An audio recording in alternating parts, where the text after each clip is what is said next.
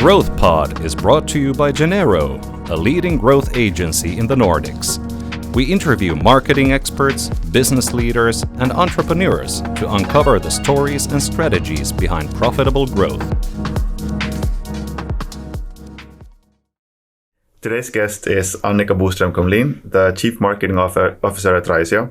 And Raisio is a public Finnish company specialized in healthy and responsibly produced food and ingredients. The company's portfolio includes iconic brands such as Elovena and international bestsellers like Genero. Welcome to the show. Thank you. Pleasure to be here. Yeah, just a quick background. How did you kind of end up as the CMO of Raisio? Yeah, good question. That's a long and windy road. I started out, I guess, some over 20 years ago by now. I always wanted to do marketing. That was the reason I went to business school. So I knew that from the start. And I think what I really found intriguing in marketing was essentially the people aspect and the fact that we are not rational as human beings and how we are influenced and how the psychology works and consumer behavior and that type of thing. So I wanted to study that, and it was always marketing I wanted to do. And once I was done with my studies, after a couple of years in advertising, I realized I'd kind of like to have my own baby to work with. And I was extremely lucky to get a job at Unilever. Also combining another passion of mine, which was food. And I guess that's the track we're still on. So yeah, then quite a lot of various different jobs later. I've been lucky enough to be able to work both in B2B, actually quite a lot in B2B. So started out actually working a lot with the restaurant business and also B2C then with time. And I've been in small companies and bigger companies. And I also did a short while on the retail side of things. So quite varied. And I guess another thing that has been following me throughout my career is this my magnetism for acquisitions. So I've been in 4 acquisitions and always kind of changed jobs, even though I not necessarily planned to myself. And that's how I ended up at Raisio as well. So the last acquisition I went through was with Verso Food, so the company that markets Härkis, which is the leading plant protein in Finland. And that got acquired by Raisio in 2021, so 2 years ago. And then, yeah, I found myself at Raisio and in the leadership team there. So that's how I got here. So let's talk a little bit about Härkis, because it's a very interesting backstory that we just talked about. Yeah. The company was founded in 2010. Yeah. And then in 2016, this kind of plant-based boom really took off. Yeah. What kind of happened there? Yeah, good question. I think the time was ripe. Probably there have been quite a lot of things already going on in that scene, but then. During that one summer, 2016, there were 2 big Finnish innovations that were launched. So the one, and I guess the one that got the most media attention was pulled oats by Golden Green. And then around the same time, only I think a month or 2 later, the product that we know as Härkis Original came out, which was a fava bean-based product and of course pulled oats an oat-based product. And because they were both Finnish innovations and they came at a time that was really sort of ripe for that kind of boom, they got really a lot of media attention. And all of a sudden it was all over the news that this is what we're going to eat. And also with very much that sort of domestic innovation angle. Yeah. And it just got really hyped. The timing was right. There were 2 companies doing it in a pretty big way. And it just boomed over that summer. And I've only been told stories about it. There were 3 persons actually working in Verso Food that made Härkis at the time, and I've only heard the legends of what that summer was like with the 3 of them trying to cope with. I mean, it was in 6 months. The products were in every single store in Finland. Which is quite amazing. And also, I guess, in less than a year, there was something like an 80% brand recognition. So that is just an explosion, really. Yeah. That must be like unheard of in a Finnish context. Like, I don't think any like consumer packaged good brand has that was huge, and especially going into all of the stores, that does not happen very often. No, for sure. So trade was awake as well and got really interested and really supported that, and so that gave that whole revolution, I guess, a bit of a good energy in the beginning as well. Yeah. And so you joined them in 2018, 2 years later. What was the state of the company then after like this summer of hype? What had happened in the meantime? Well, first I guess they coped with the hype for a while and just tried to get by. And then pretty soon afterwards, of course, the company had already been around for 6-7 years. So they weren't exactly new. They had already quite a lot of knowledge, and they had already been focusing for some time on the fava bean, which is a very old, ancient Finnish crop, actually, or an old Finnish crop, but also cultivated in Finland for a long, long time. And so they realized that is really an ingredient that you can work and do wonders with. And of course, then they started accelerating that, all the innovation around it, the product development, what kind of products to make of it. And they initiated actually the building of a factory. So before that, it was they owned, of course, the recipes and the product development, but the production was outsourced. So they initiated the investment of their own factory and also going abroad with it. So internationalization, and that's how I got into the picture. As I think I was number 10 in the company when I started, and more or less. Just I guess with I wouldn't say the first marketeer, because there had been marketing done, but maybe the task was to really start building a brand of it. And at the time, Härkis was more maybe seen as a product name, and with the aim of going international with it and taking it outside of Finland, we started then working on the next innovations, what they should be, who they should be sold to, what kind of insights, and also the brand strategy, and essentially designing a whole new brand for it, which then became Beanit, which also a lot of Finnish listeners might recognize, so then we launched that then in 2019 together with the newest innovation then, which was the fava bean pieces and chunks.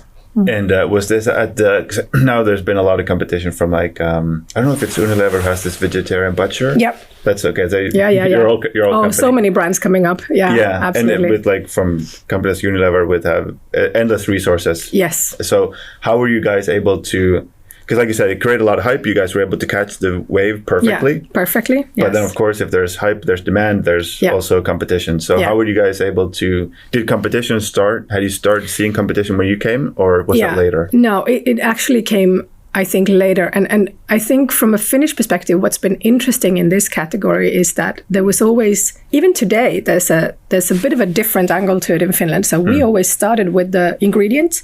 There was oat and there was fava bean, and we made stuff out of that. Whereas if you look at, for instance, Beyond and these others, they have more taken the angle of let's try and make something that's as close to meat as we can. Yeah. So there was always that difference in the angle. And I think these more sort of ingredient-based things in Finland have since worked pretty well.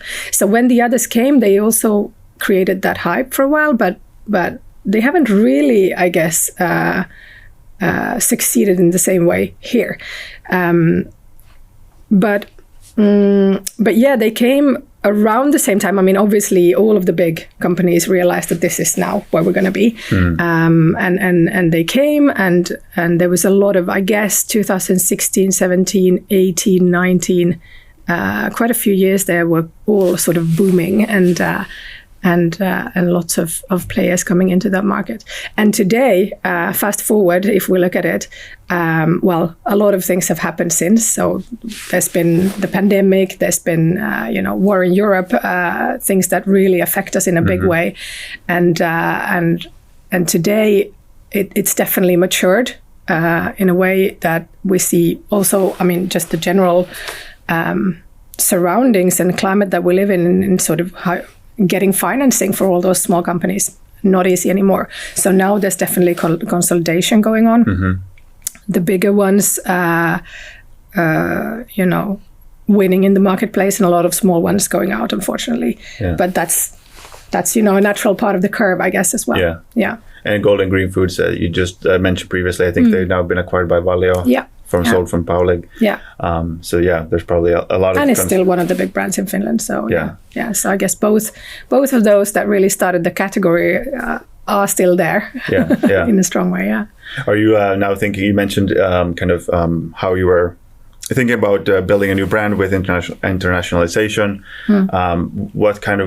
What was the driving idea? What were the kind of key insights there? Was it that we could take this innovation and kind of replicate it across in different countries?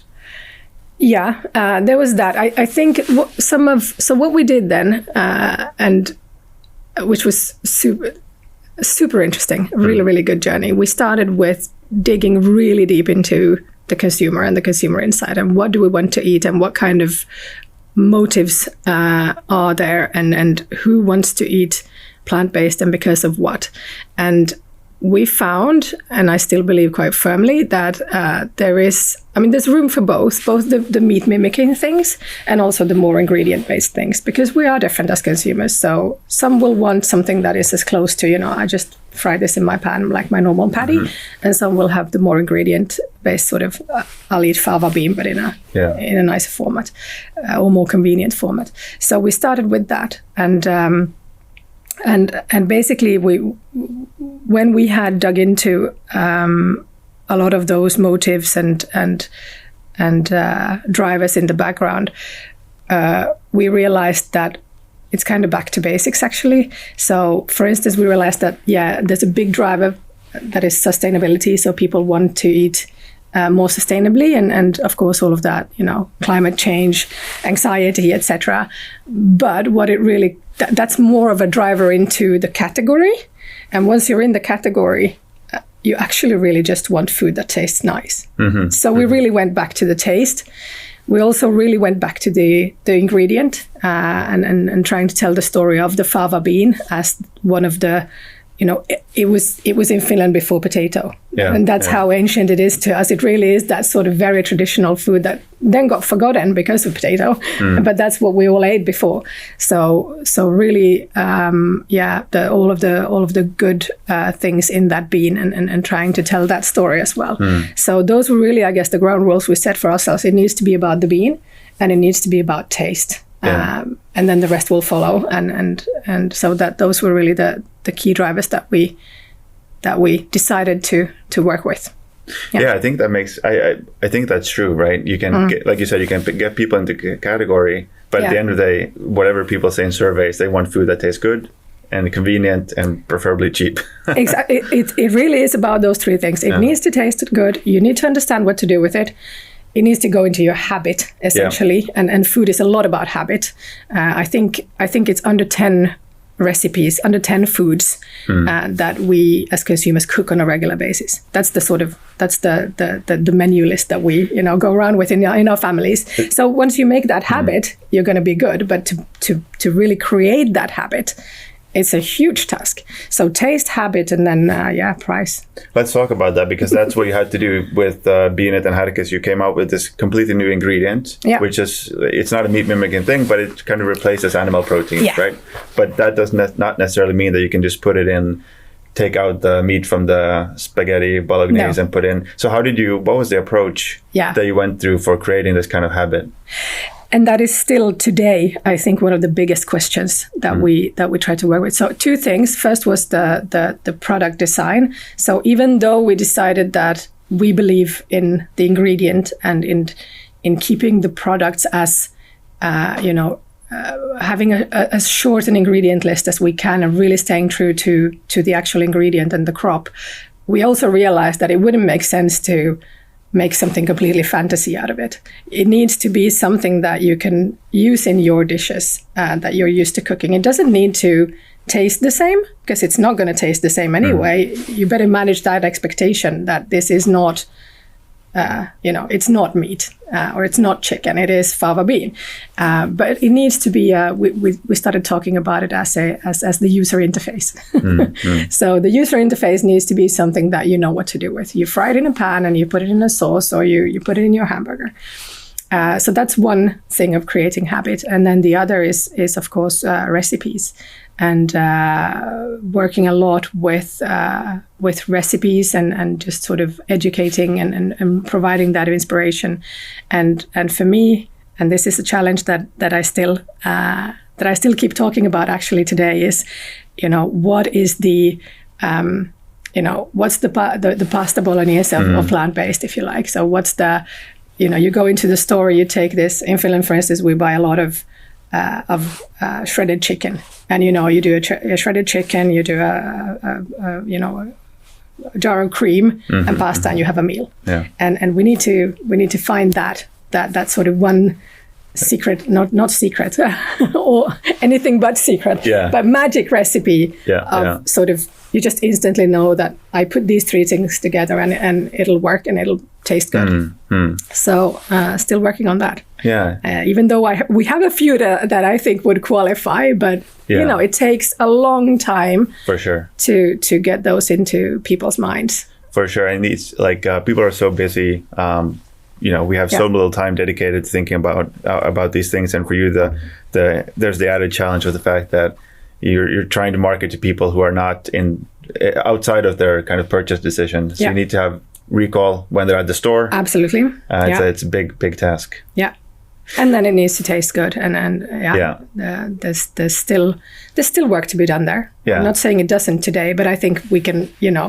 There's still a way to go. For sure. I mean, exactly. You guys having to work on the marketing piece, but also product development at the same time. Absolutely. And there's so much going on, obviously, in this sector. So I think what we see today is not the same that we're going to see in 5 years or 10 years, obviously. And there's plenty to watch still. Okay. Yeah. But you guys are kind of, you're going on the ingredient focused. You're not going to go into like meat mimicking. No, we believe quite strongly in the ingredient focus. And now, especially since the acquisition of Härkis then into Raisio, and Raisio, of course, then is a lot about also finished crops, and it started out as a mill, an oat and wheat mill, some 80-something years ago, 1939, I think, and very much about the farming and the crop and the ingredients, and that has, I think, even strengthened it even a little bit more, because there's a lot of knowledge about oat, and one of the first projects that we started was creating an oat mince, which is now in stores, and bringing also oat into the mix of ingredients. So today it's not just about the fava bean anymore. We actually added oat to the menu, and we can create some pretty interesting mixes and still stay true to that thinking, that we want to keep the food simple and ingredient list short, and stay true to that ingredient. That is the game that we as Raisio, we know. That's where we can really make magic. Okay. Yeah. Well, let's talk about oats then, because another brand that you manage or oversee is Elovena, which is kind of like the opposite of what we just talked about. Very established, very well known, kind of one of the few brands, I would say a handful of brands that really embody Finnish culture. Yes. So what was it like to come in from a working with a brand where you're creating the category essentially, you have a lot of maybe freedom when it comes to testing, to taking on a brand that's kind of iconic? What was that like? It's been super interesting and intriguing, and of course I'm happy to have a really, really, really good team working on Elovena. So of course it's obviously not just me. Kudos to all everyone in the team who are doing that, and they, some of them have been there for a long time, so also know the brand really well. But I think it's really one of those brands that as you say, is one of the icons in Finland, one of those that was always there, and people, related to your grandma's cupboard, and of course oat flakes, which is where it began, and porridge, which is also something very, very traditional to us. And so, I think it requires a lot of respect, and sort of, you're not going to go and make any super drastic moves. You need to have that kind of. I feel Elovena is a bit of an. Maybe old lady is saying too much, because she's also quite modern. She's a she for sure. But you kind of, you realize that she was there already for 100 years soon. It actually turns 100 years in 2025. And the brand will outlive, me, us, probably everyone. So there's definitely that respect there to treat the brand in the best possible way. And at the same time, of course, you need to keep up with time. And I think that's been one of the very intriguing bits. So Elovena as a brand came into now only a couple of years back. I mean, it maybe for reference, if someone doesn't know it, it is an oat brand, started with oat flakes and has gone into then a lot of oat categories, such as instant oatmeals and snack biscuits and I like the soft bars are my and favorite. The soft bars, really good. Exactly. But I think one big step for Elovena was a couple of years ago when the brand extended into oat drinks. So commonly known, I guess, as oat milk, even though that's not technically the term. So oat drinks and oat spoonables and oat cooking products. So liquid oat-based products. And for me, the strength of it really came to life when we could see, that through that brand, through coming with that very traditional brand into a category that was still quite natural and logical because it's all oat, right? It really connected to new consumers. So it really did get a lot of new consumers into that category that the other brands, it maybe had been more of a trend thing and something a bit anarchistic, I guess, and let's do something different. And then Elovena as a brand comes in there, and then you get like all of those maybe not the first movers, but the ones that go, okay, well, sure, now I'll try it. And I think that really embodies the power of a brand to me. You can really attract and change behavior through it, in new consumer groups. Yeah, for sure. You have that trust and credibility that really helps. Yeah.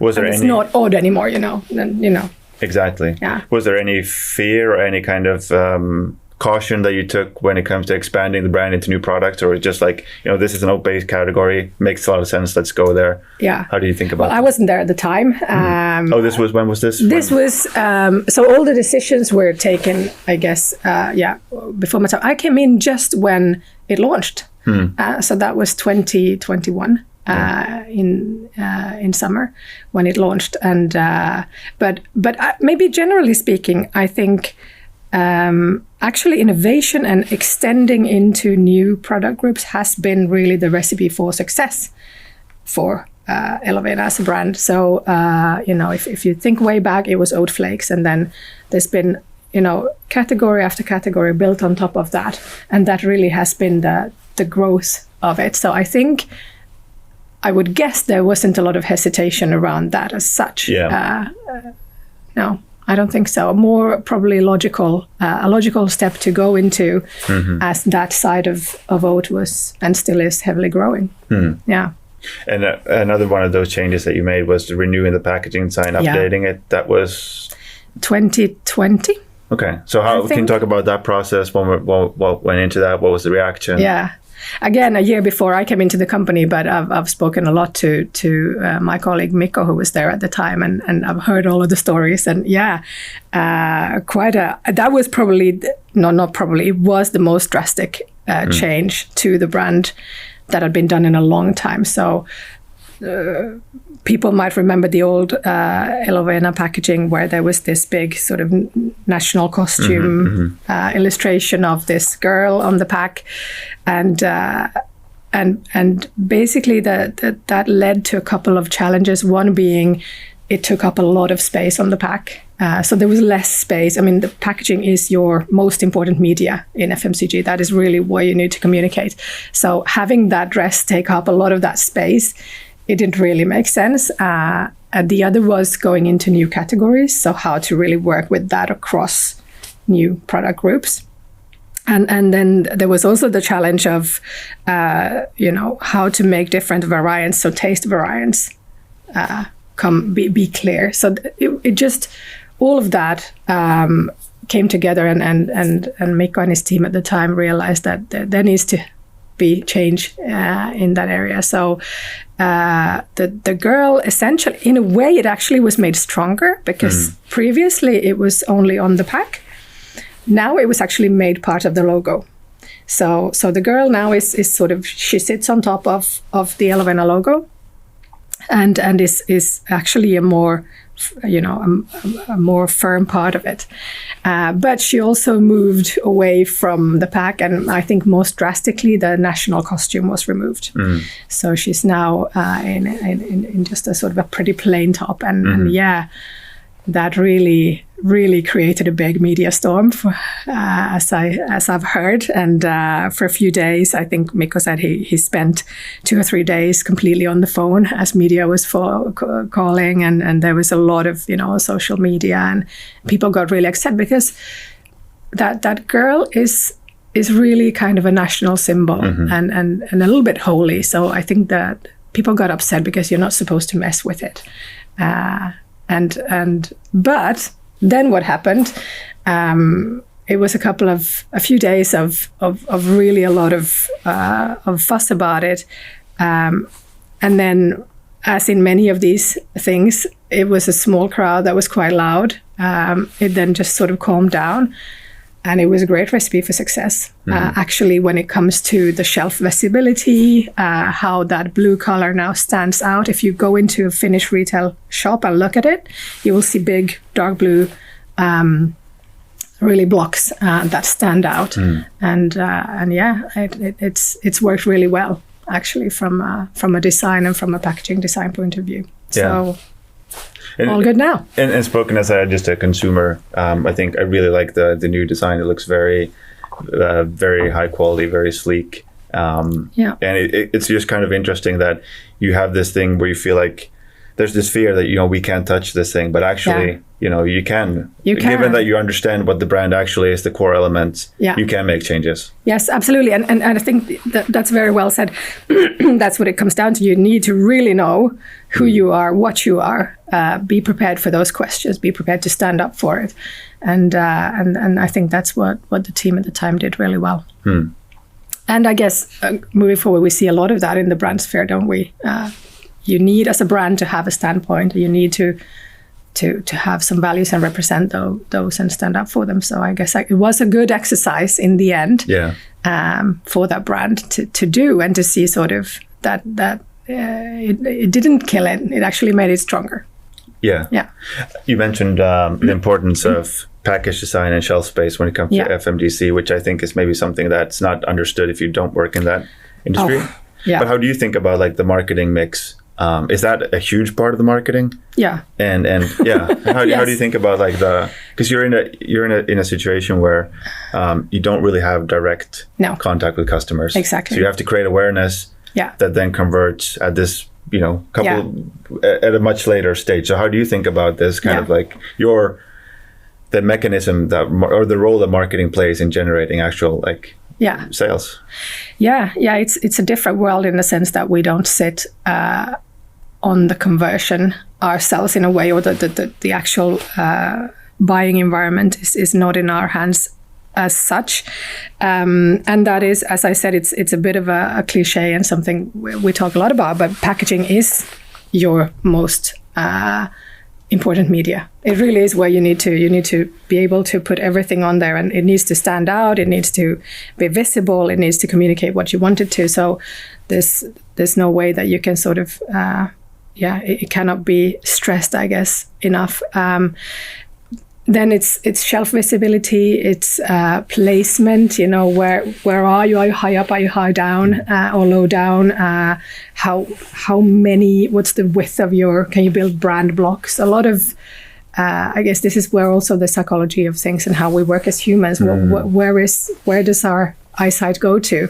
A lot of that, and just we talk about point of sales. So being active and prominent on the point of sales, that's really that will make or break in the end. And before that, there's of course awareness, and you need to have that, and you need to do all of the brand awareness things so that you have the mental availability. But then it really is about the physical availability.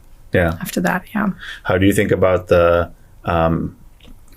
let's say like just generating general brand awareness when it comes to like, let's say Härkis, like a new product you launched for Elovena versus just getting the new product into people's hands, like giving out samples, like what is actually most impactful when it comes to generating sales? Great question. And I think that the traditional and the classical answer to that which I believe is, it starts with awareness, right? So the typical brand funnel is awareness and then trial and then preference. So before you can even have trial, you need to have awareness. So you need to start there. But I actually had a really, really good conversation the other day with a team member, Paula, about it, and about this same question actually. And one of the things that we talked about was that there's actually different dimensions to it. So awareness actually goes into your subconscious, because you need to have the mental availability. It needs to sit there somewhere. You need to sort of recognize and understand what it is when you see it, and that's what you build with awareness. Whereas trial is a much more conscious thing. It's a more rational thing. And then, okay, I decide to try this. I'll try it. I'll get an experience. But what really moves us as human beings is the subconscious, and I think with the awareness is where you drive that and really get into the not so conscious parts of our brain and brains and behavior. So yeah, thanks Paula for that discussion. That was a good one. It's very interesting. Kind of wrapping up here. Final question: Are there any new products, Elovena, Härkis products that people should go out and try? Like I said, I recommend the soft bars. That was a really nice surprise. I like that. The chocolate one is my favorite. Yeah. So my favorites, if that's what you're asking, I'm a big fan of the new Elovena puddings. There's the chocolate pudding and the caramel pudding. And they are actually really, Elovena's brand promise is saa syödä in Finnish, which is sort of, it's good to eat. You can eat with a good conscience, right? And they are. So they have a lot less sugar and better fats, for instance, than the traditional ones, but they're super delicious. And on the Härkis side, definitely the oat mints.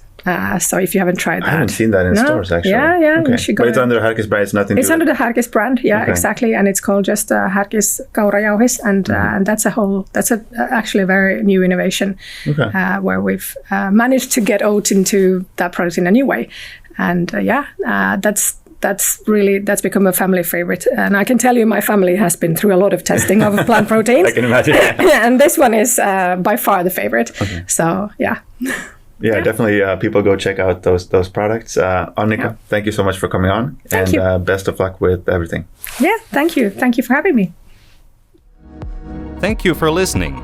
You can find all episodes of The Growth Pod on Spotify, YouTube, and Apple Podcasts.